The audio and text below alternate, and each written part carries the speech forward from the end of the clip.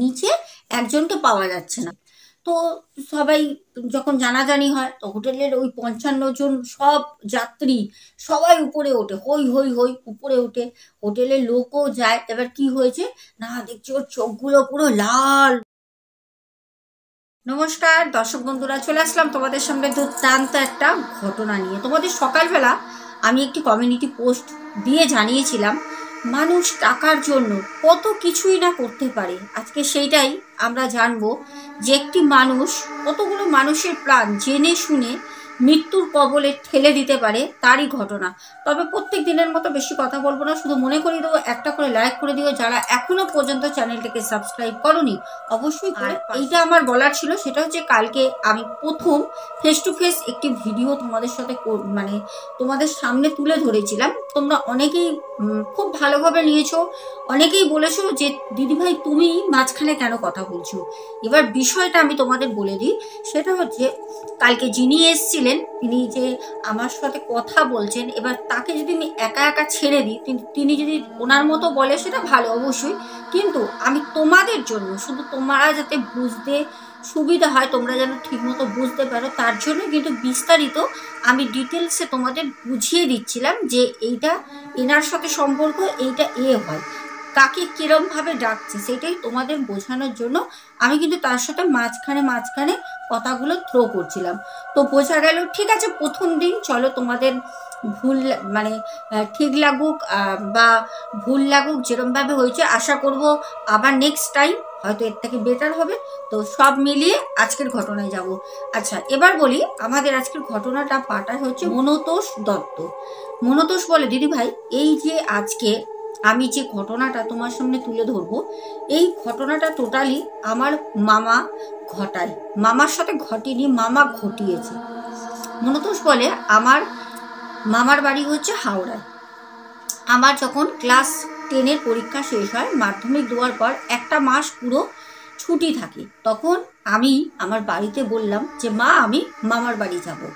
আর আমি বহু বছর হয় যে আমি মামার বাড়ি যাই না। আর যেহেতু আমরা একটু গ্রাম সাইডে থাকি, আর হাওড়ায় যেখানে আমার মামার বাড়ি, আমার ওখানে গেলে খুব ভালো লাগে, কারণ আমার মামার 2 মেয়ে আর একটি ছেলে আছে, যার সাথে আমি কলকাতার নানা রকম জায়গায় যাই আর আমি ঘুরি, আমার খুব ভালো লাগে।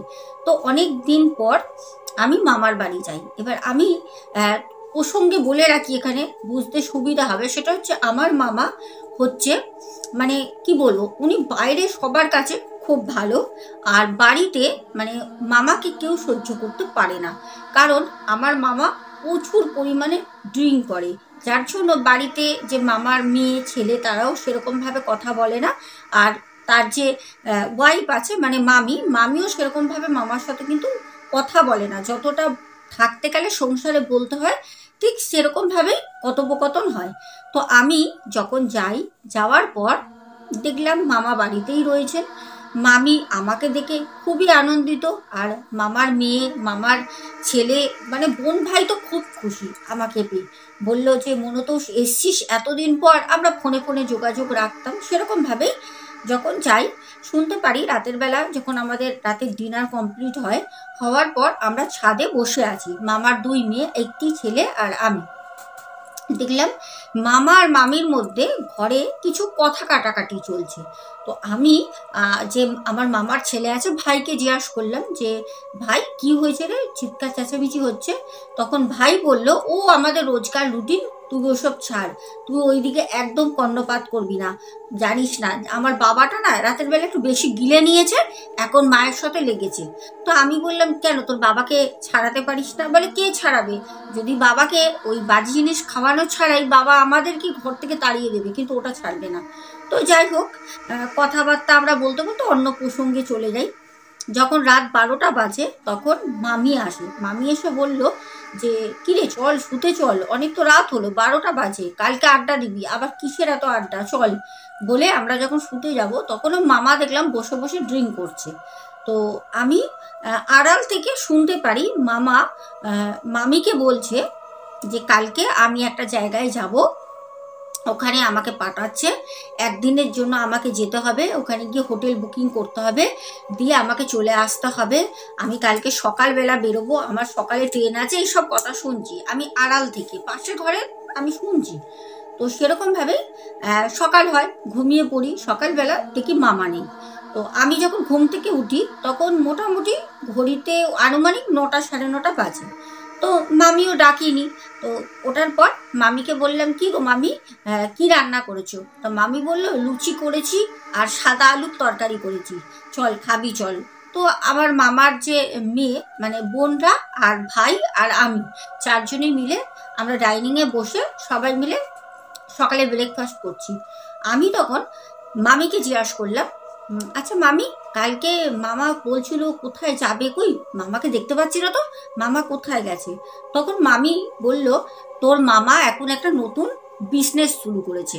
আমি বললাম, বাহ ভালো তো, কি বিজনেস করছে? তখন বলল, সেরকম কিছু বিজনেস না, ওনার কোনো পুঁজি লাগে না, কিন্তু উনি ওই একদিনের জন্য 3,000 টাকা 2,500 টাকা ইনকাম করে নিয়ে আসে। তবে আজকে কিন্তু তোর মামাকে বাড়িতে পাবি না, আজকে ঘরটা শান্তি থাকবে, জানিস তো। বিকালবেলা চল আমরা একটুখানি ঘুরতে যাই, কোথাও যাবি? তো আমি বললাম, হ্যাঁ যাব। তো এরকমভাবে কথা হতে হতে মামি তখন বলল, দেখ বাজার যেতে হবে, একটু চিকেন নিয়ে আসি, রান্না করবো। এসব কথা বলতে বলতে আমি তখন মামিকে বললাম, আচ্ছা মামি, তুমি বলছিলে মামা বিজনেস শুরু করেছে, কি বিজনেস? তখন মামি বলল, আরে আর কিছু না, আসলে তোর মামা হচ্ছে আমাদের এখান থেকে ট্যুর ছাড়ে। তো ট্যুরের যে বাস ছাড়ে, তো বাস হোক ট্রেন হোক, তো যেখানে যাবে প্রথমে ওখানে তোর মামাকে পাঠিয়ে দেয়। তোর মামা ওখানে গিয়ে হোটেল বুক করে আসে। কারণ মানে অনলাইনে করতে পারে, কিন্তু যারা মানে ট্যুর ছাড়ে তারা একজনকে পাঠায়, যাতে সে গিয়ে, মানে তোর মামা যায়, গিয়ে তোর মামা রুমগুলো, হোটেল কম পয়সায় ভালো মানে থাকার মতো সেরকম হোটেল বুক করে আসে অর্ধেক টাকা দিয়ে। সেটা যারা ট্যুর ছাড়ে তারা তোর মামাকে পাঠায়। আর তোর মামাকে ওই একদিনের জন্য ধর 3,000 টাকা 2,500 টাকা, আবার যদি ট্যুরের পার্টি সেরকম ভালো হয় তাহলে 4,000 টাকা 5,000 টাকাও দেয়।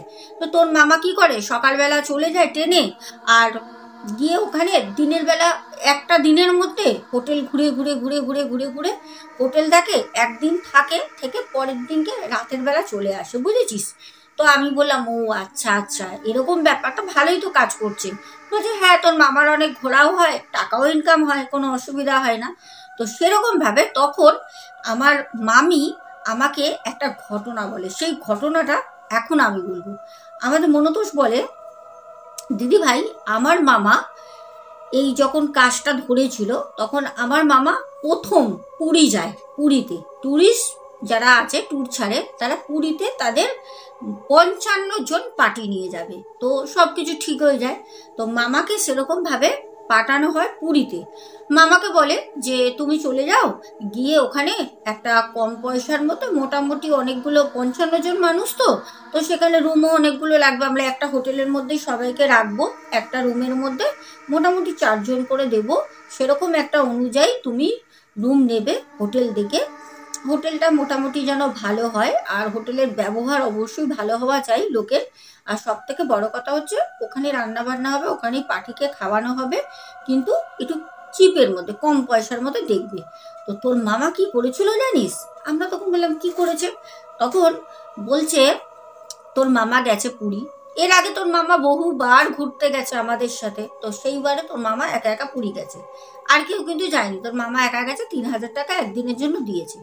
ও গিয়ে পুরীতে মানে অনেক হোটেল হয়তো দেখেছে, দেখে এমন একটা হোটেল ও বুক করে চলে এসছে। সেই হোটেলটায় যখন সেই ট্যুরের পার্টি 55 জনকে নিয়ে হোটেলে যায়, ওই হোটেলটা পুরোটাই হান্টেড। ওই হোটেলে কোনো মানুষ থাকেই না। ওই হোটেলে মানে মোটামুটি পুরীর কাছাকাছি সবাই জানে। তো এবার যাদেরকে পাঠিয়েছে, মানে ট্যুরের যারা আছে, তারা কিন্তু অ্যাকচুয়ালি হোটেলের বিষয়ে কিছু জানে না। তারা জানে গেছে, ও বুক করে এসছে, তোর মামা এইটাই বিশ্বাস করেছে। এইবার যখন ট্যুরের পার্টি যায় ওখানে, এবার যেতে ওদের রুম দিয়েছে সবাইকে, কাউকে 3 জনকে একটা রুম দিয়েছে, আবার ফ্যামিলি রেখে 4 জনকেও দিয়েছে একটা রুমের মধ্যে, এরকম দিয়েছে। দেওয়ার পর বলছে যে নিচে একতলায় কোনো রকম প্যারানর্মাল অ্যাক্টিভিটি কিন্তু নেই, কিন্তু দোতলায় হয়, ঠিক আছে, দোতলাটায় অ্যাক্টিভিটিস হয়।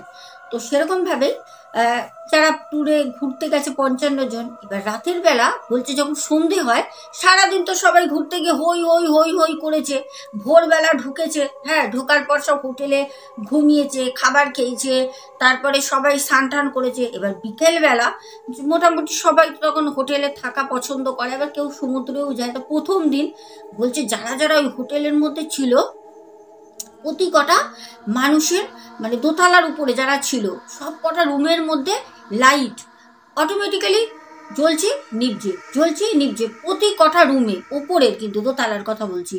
আর প্রতি কটা রুমে সারাটা রাত কেউ যেন এসে মানে প্রচণ্ড জোরে মানে ওই গেটগুলোকে শব্দ করছে, হাত দিয়ে বা কিছু দিয়ে মারছে, প্রচণ্ড শব্দ হচ্ছে।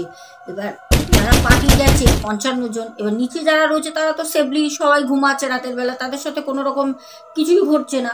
এবার যারা দোতলায় রয়েছে তাদের সাথে ওরকম হচ্ছে, তারা সারা রাত ঘুমায়নি। এবার কি করবে তারা সকালবেলা সবাই, এবার কি, এবার বিষয়টা হচ্ছে কি, আর আমার রুমে হচ্ছে এটা আমি ফিল করছি, আরে বাবার গেটের মধ্যে আওয়াজ হচ্ছে, ঘরের লাইটটা জ্বলছে নিভছে, আমি বুঝতে পারছি, কিন্তু পাশে যে রুমে রয়েছে এবার সেও বুঝতে পারছে। এবার কি একত্র না হলে সবাই তো বুঝতে পারছে না সবার সাথে সেই প্যারানর্মাল অ্যাক্টিভিটিসটা হচ্ছে। এবার কি হোটেলে এই জিনিসটা যখন হচ্ছে তখন এবার যার যার রুমে তারা তারা ভাবছে হয়তো কেউ হোটেলের কোনো ছেলে টেলে বদমাইশি করছে, অথবা হতে পারে আমাদেরই সব ট্যুরে যারা ঘুরতে এসছি ওরাই হয়তো এসে বদমাইশি করছে, এরকম করে একটা রাত কোনো রকমে ঘুমায়। সকালবেলা সবাই একত্র হয়, নিচে আসে, ওখানে লুচি তরকারি দেওয়া হয় ওই ট্যুরের তরফ থেকে। সকালে যখন টিফিন দেয় তখন সবাই আসে, তখন বলছে এই কালকে রাতের বেলা বলো তো তোমরা কে গেছিলে, হ্যাঁ রাতের বেলা গিয়ে গেটের মধ্যে এরকম ধাম ধাম করে শব্দ করছিল, সারা রাত ঘুমাইনি, ট্রেন জার্নি করে এসেছি, সকাল থেকে হুড়োহুড়ি করেছি, স্নান করেছি, শরীর পুরো টায়ার্ড, আর কি লাইটের প্রবলেম, এগুলো কি। তখন একে একে যারা ওখানে ছিল দোতলায় তারা সবাই বলছে এই তোমার রুমে হয়েছে নাকি, বলছে হ্যাঁ, তখন বলছে এই তোমারও রুমে হয়েছে নাকি, এই করতে করতে সবাই যারা দোতলায় ছিল তখন সবাই বলছে আরে আমারও রুমে হয়েছে, তো ও বলছে আরে আমারও তো রুমে হয়েছে, ও বলছে আমারও রুমে হয়েছে। এবার যারা নিচে রয়েছে তারা বলছে কই আমাদের রুমে তো এরকম হয়নি। এবার নিচে হোটেলের নিচেটায় যতজন রয়েছে মোটামুটি 20 জন মতো নিচে রয়েছে, রুমটা কম আর উপরে বেশি, তারা কারোর সাথে এরকম হয়নি, না লাইটের কোনো প্রবলেম, না রাতের বেলা এসে কেউ গেটে নক করেছে, কিন্তু দোতলায় যারা আছে তাদের কিন্তু রাতে ঘুম হয়নি। এবার সবাই ভাবছে কি হয়তো ওরাই করেছে, কেউ কিছু বলছে না, এটা বলে নাকি, বললে যেন মারধর খাবে, চেপে রয়েছে, চুপচাপ হয়ে গেছে। তো সেইটা সবাই মাথা থেকে বের করে দিয়েছে। এবার হই হই সবাই গেছে খণ্ডগিরি উদয়গিরি ঘুরতে, হ্যাঁ চিল্কা সব জায়গায় ঘুরে টুরে এসছে পরের দিন গিয়ে। এবার ওই ট্যুরিস্ট যে পার্টি নিয়ে গেছে ওই ট্যুর থেকেই তাদেরকে নিয়ে যায় সকালে ব্রেকফাস্ট করার পরে, তারপর তারা যখন ফেরে তখন মোটামুটি 7:30 বাজে, সন্ধে, মানে একটা সময় তো পুরো লেগেই যায় একটা দিন বলতে গেলে।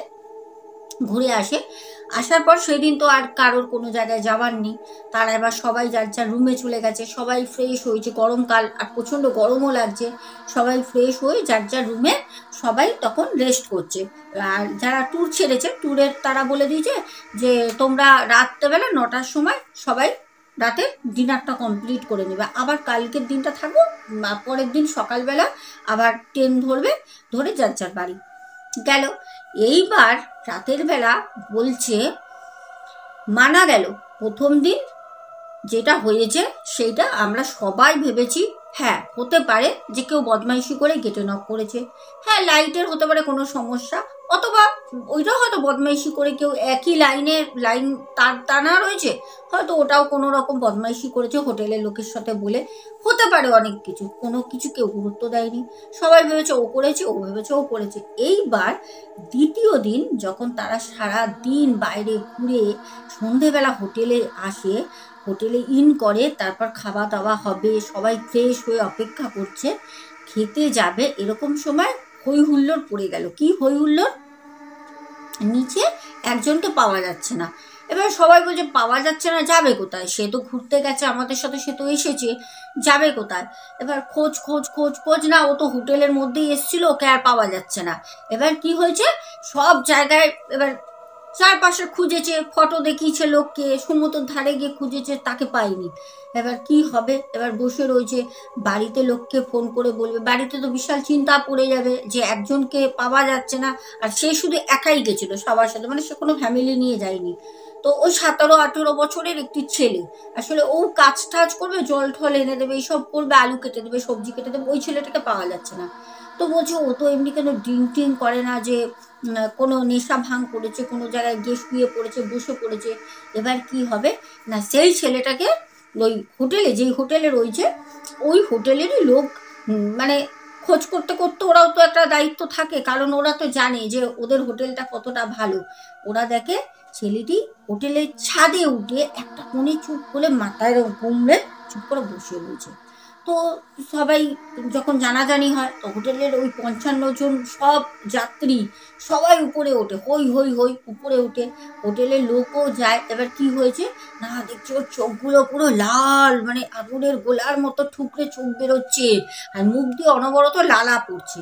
তো সবাই ওই দৃশ্য দেখে এবার সবাই ভয় পেয়েছে। এবার সবাই তখন ভাবছে যে একে নিশ্চয়ই কোনো রকম কিছু আত্মা ধরেছে, নাহলে পরে ওর চোখগুলো এরকম লাল হবে কেন? আর ও তো কোনো নেশা করেনি, আর নেশা করেও না, 17-18 বছরের ছেলে, আর ও পড়াশোনাও করে ছেলেটা। কি হয়েছে কি হয়েছে? তো হোটেলের সবাই তখন বলছে যে আচ্ছা দাদা, তোমাদের তো হোটেল, আমরা তো ঘুরতে এসেছি, এই হোটেলটায় কি আছে বলো, সারা রাত কালকে আমরা ঘুমাতে পারিনি, এরকম এরকম হয়েছে, আর এর কি হয়েছে তোমরা বলো। তো হোটেলের লোক তখন বলছে ওদের সাথে তোমরা পারবে না টেক্কা নিয়ে। ওরা সত্যি কথা বলতে মানে যখন আমাদের কলকাতায় আসে তখন ওদের ব্যবহারটা আলাদা থাকে, কিন্তু তোমরা ওদের জায়গায় গিয়ে উড়িষ্যায় ওখানে গিয়ে তোমরা যদি ওদের উপর চোখ রাঙাও না, তাহলে ওরা ধরে পিটাবে, ওদের সাথে কিছু করতে পারবে না। তখন ওরা ওদের সেই গায়ে জোর দেখাচ্ছে, হ্যাঁ তোমরা এরকম বদনাম করছো, তোমরা কলকাতা থেকে এসছো, তোমাদের বাড়ি ফিরতে দেবো না, কলকাতায় ফিরেই যেতে দেবো না, তোমরা আমার হোটেলের বদনাম করছো। এবার যে হোটেলের যারা রয়েছে তাদের সাথে, যারা পর্যটক ঘুরতে গেছে তাদের সাথে বিশাল সে হাতাহাতি লেগে যায় ওখানে। এবার সেই ছেলেটাকে নিয়ে গিয়ে কোনো রকমে একটা রুমের মধ্যে আটকে রেখে দেয়। এবার রাতের বেলা কি করবে অত রাতে, কোনো রকমে রাতের বেলা তাদের খাওয়া দাওয়া ঠিক মতো হয়নি, সবাই কোনো রকমে রাতের ডিনারটা কমপ্লিট করে দিয়ে রাতের বেলা যখন শুয়ে পড়ে, আবার সেই রাতের বেলা কি হচ্ছে, প্রতি কটা দোতলার রুমে যে বাথরুমের দরজাগুলো রয়েছে, প্রতি কটা দরজা সমানে খুলছে, সমানে বন্ধ হচ্ছে। মানে সেই উৎপাত কাকে বলে, সেই যে প্রচণ্ড ভয়ঙ্কর একটা মানে বিপদ, যে দোতলায় যারা রুমে রয়েছে সবার ওরকম অবস্থা। এবার তারা কি করবে, ওই সময় কিছু না পেয়ে সবাই হোটেলের রুম থেকে বেরোয়, বেরিয়ে দেখছে যার যার দোতলায় যারা যারা রয়েছে সবাই দেখছে বেরিয়ে ওই সিঁড়ির কাছে দাঁড়িয়ে রয়েছে। তখন সবাই বলছে এই হোটেলে নিশ্চয়ই কোনো খারাপ জিনিস রয়েছে, হোটেলের রুমে থাকতে দেবে না। সারা রাত একটা পর্যটক যারা ঘুরতে গেছিল পুরীতে কেউ ঘুমায়নি, সবাই এসে সোফায় নিচে সবাই সারাটা রাত বসে গল্প করে কাটায়। তারপর যখন সকাল হয় তখন তো সেই মানে হোটেলে যারা ছিল মালিক, যারা হোটেলের বয়, তাদের সাথে আবারও ঝামেলা। লাস্টে কি করবে তারা, ওখান থেকে একদিনের জন্য হোটেল যারা ট্যুরটা নিয়ে গেছিলো, ট্যুরিস্ট যারা ছেড়েছিল, তারা সবাইকে ওখান থেকে নিয়ে একদিনের জন্য চলে যায় অন্য হোটেলে। এবার অন্য হোটেলেগুলো তখন যারা ট্যুর ছাড়ে তাদের তো পুরো লস হয়ে যায়, কারণ ওখানে তো আগে থেকে রুম বুক করা, তারা তো কোনো মতে সেই টাকা ওদের রিটার্ন করবে না, একদিনের টাকা। তো 3 দিনের বুক ছিল, 2 দিন কোনো রকম কাটিয়েছে, তারপরে অন্য হোটেলে নিয়ে গিয়ে তাদের রাখে। যখন তারা রিটার্ন করবে, আরও যারা 55 জন পার্টি ছিল তারা তখন ওই পুরীতে কিছু কিছু জায়গায় বেরিয়েছে, যখন ঘুরতে চলে আসবে, একটু কেনাকাটি করবে, একটা ভয়ঙ্কর অভিজ্ঞতা তাদের সাথে হয়েছে। এবার তারা গিয়ে গিয়ে যখন বলছে যে আমরা এরকম এই হোটেলটাই ছিলাম, কি বাজে ব্যবহার, কলকাতায় যাক ওদের না ঠ্যাং ভাঙবো, পুরীতে আসলে পারে এরকম ব্যবহার, আর কলকাতায় যা, কলকাতায় গিয়ে বাবু বাবু, মানে বুঝতেই পারছো সবাই তখন রেগে গেছে, প্রচণ্ড খারাপ একটা বিষয়। এবার কেউ বলছে আমরা আর পুরী কোনোদিন আসবোই না, ওদের এরকম ব্যবহার। তো যাই হোক, গিয়ে তখন মানে যারা পর্যটক গিয়েছিল তারা তখন জানতে পারে যে অ্যাকচুয়ালিও ওই হোটেলটা কোনো মানুষ থাকেই না, ওই হোটেলটায় অ্যাকচুয়ালি বন্ধই থাকে। যে বুক করে গেছে মানে আমার মামা, ও যে কাকে ধরে ওই হোটেল পর্যন্ত পৌঁছেছে, তারপর সেই হোটেলে কি টাকা দিয়েছে, কি করেছে, আদৌ কি মামা জানতো কি না জানতো, এটা কেউ জানে না। ওর পরে মামাকেও তো যাচ্ছে তাই করে, যারা ট্যুর ছেড়েছিল তারা যাচ্ছে তাই করে এসে কলকাতায় বলে। তারপর থেকে ওই যে যারা ট্যুর ছেড়েছিল পুরীতে, যাদের সাথে এই অভিজ্ঞতা হয়েছে, মানে 55 জন পর্যটকের, তারা তো কোনোদিন সেই ট্যুরিস্টের সাথে ঘুরতে যাবে কিনা, মানে বিশাল বড় একটা বিপদ হয়েছে, সাথে একটা বদনামও তো হয়েছে না, একটা বাজে বদনাম যে না আমাদের ঘুরতে নিয়ে গিয়ে এরকম এরকম করেছে।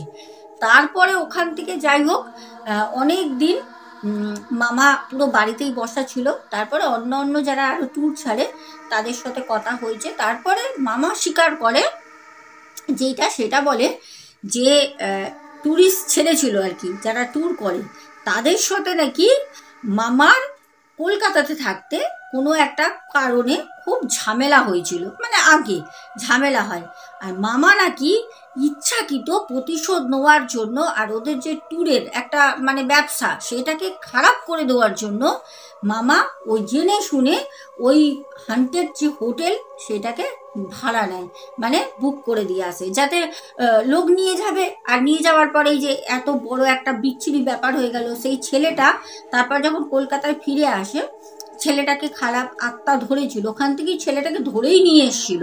এখানে নিয়ে আসার পর ছেলেটাকে অনেক কিছু করে ছেলেটাকে তার মাথা থেকে ভূত ছাড়ানো হয়, মানে যে আত্মাটা ধরেছিল সেটাকে পুরো রিমুভ করে দেওয়া হয়। তারপর থেকে মামা অনেক দিন বসা ছিল, যেটা মামি জানায়। তারপর থেকে আস্তে আস্তে আবার ওই ট্যুরের যারা ট্যুর করেছিল তাদের সাথে মামা গিয়ে ক্ষমা চায়, বলে যে তোর সাথে আমার এরকম ঝামেলা হয়েছিল 3 বছর আগে, যার জন্য আমি করেছি, কিন্তু আমি সত্যি কথা বলতে ভূত পেত কোনোদিন বিশ্বাস করি না, এটা মামা জানায়। এবার আমি পুরী থেকে জানতে পেরেছিলাম যে ওই হোটেল অনেক কম পয়সায় পাওয়া যাবে, আর ওই হোটেলে নাকি এরকম দুজন কাপিল এসেছিল যাদের মধ্যে ঝামেলা অশান্তি হয়, তো মেয়েটি ওই হোটেলে দোতলার রুমে একটি রুমে মেয়েটি নাকি আত্মহত্যা করেছিল। তারপর থেকেই নাকি ওখানে এরকম নানা রকম জিনিস ঘটতে থাকে। যাই হোক, হোটেলটা কিন্তু পুরীতে আজও আছে, তবে হোটেলটা কিন্তু ওখানে সরকার সিল করে দিয়েছে, এখন আর ওই হোটেল কিন্তু ব্যবসার জন্য ভাড়া দেওয়া হয় না রুম। তো এইটাই ছিল আমাদের মনতোষ দত্তের পাঠানো সত্য ঘটনা, তার মামা এইটা করেছিল। এখন যাই হোক, তার মামা মানে সেরকম আর বাজে কিছু করে না, এখন মাঝে মাঝে যায়, ভালো হোটেলই নেয়, সবাই যায়, ঠিকঠাকই আছে। দর্শক বন্ধু, তোমাদের কেমন লাগলো অবশ্যই ঘটনাটা ভালো লাগলে কমেন্টসে জানিও। যেতে যেতে সবাইকে বলবো, স্ক্রিনে দেওয়া যে নাম্বারটি যাচ্ছে ওখানে তোমরা যেরকমভাবে আমার সাথে যোগাযোগ করছো ওরকমভাবে যোগাযোগ করো। যারা কথা বলতে চাইছো সরাসরি আমাকে লিখে পাঠাও, দিদিভাই আমি তোমার সাথে কথা বলতে চাই, আমি সময় করে তোমাদের কল করে নেবো। ঠিক আছে, আজকে আসবো, দেখা হবে আগামীকাল। হ্যাঁ, অবশ্যই বলে দেবো, সোনাবসাক 14 হচ্ছে আমার ইনস্টাগ্রাম আইডি, ওখানে তোমরা ডিএম করো অথবা ভয়েস মেসেজ পাঠাও, বাংলা হিন্দি ইংলিশে, আর প্রতি কটা ঘটনার ডিসক্রিপশন বক্সে কিন্তু ইমেলটা পিন করা থাকে, চাইলে তোমরা মেল করেও ঘটনা শেয়ার করতে পারো। আজকে আসবো, দেখা হবে আগামীকাল। আজকের মতো টাটা।